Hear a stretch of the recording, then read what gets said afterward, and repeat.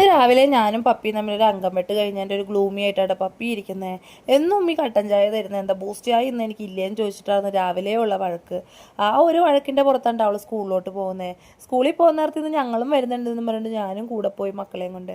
അങ്ങനെ നേരെ ക്ലാസ്സിൽ കയറ്റി വിട്ട് പോയ സമയവും ലേറ്റായിരുന്നു കേട്ടോ. കടയിൽ നിന്ന് മേടിച്ചു കൊടുക്കാനായിട്ടും സമയം ഉണ്ടായില്ല. അങ്ങനെ അവളെ ക്ലാസ്സിൽ കയറ്റിയിട്ട് ഞങ്ങൾ അവിടെ നിന്ന് ഇറങ്ങി. എനിക്ക് DTDC ഓഫീസിൽ പോകണമായിരുന്നു, പിന്നെ സാധനം മേടിക്കാനുണ്ടായിരുന്നു. അങ്ങനെ ഞങ്ങൾ അവിടെ നിന്ന് DTDC ഓഫീസിലോട്ട് പോയി.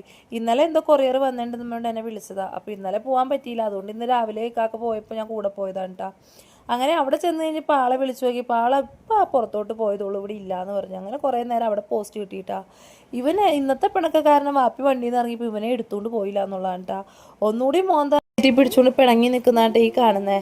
അപ്പോഴത്തേക്കും എനിക്കുള്ള കൊറിയറിൻ്റെ ആൾ വന്നായിരുന്നു. DTDC ഓഫീസിൽ വന്ന് പുള്ളിയെ തുറന്ന് തന്നിട്ടാ.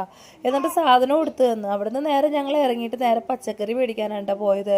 കറി വെക്കാനായിട്ട് തക്കാളിയും പച്ചമുളകും ഒക്കെ മേടിക്കണമായിരുന്നു. അങ്ങനെ അടുത്തുള്ളൊരു പച്ചക്കറി കടയിൽ നിന്ന് ആവശ്യമുള്ള പച്ചക്കറികളൊക്കെ മേടിച്ച്. അവനാണെങ്കിൽ എനിക്ക് വന്ന കൊറിയർ എന്താണെന്ന് അറിയാഞ്ഞിട്ട് ഒരു സമാധാനവും ഇല്ലാട്ടാ. കുറേ നേരമൊക്കെ എന്നോട് എന്താണെന്ന് ചോദിച്ചു. ലാസ്റ്റ് കിള്ളി പൊളിച്ചൊക്കെ നോക്കിയിട്ടാ. അപ്പോഴത്തേക്ക് അവനുള്ള ലേസും കൊണ്ട് വന്ന്. അപ്പോൾ പിന്നെ ആ കൊറിയർ കവർ അവിടെ ഇട്ടുണ്ട്. അവൻ ആ ഒരു സന്തോഷത്തിൽ കയറി ഇരിക്കുവാണ്ടോ ചിരിച്ചുകൊണ്ട്. പപ്പിമോക്കും കൊടുക്കണമെന്ന് പറഞ്ഞപ്പോൾ അവൻ ആന്നൊക്കെ പറയുന്നുണ്ട്.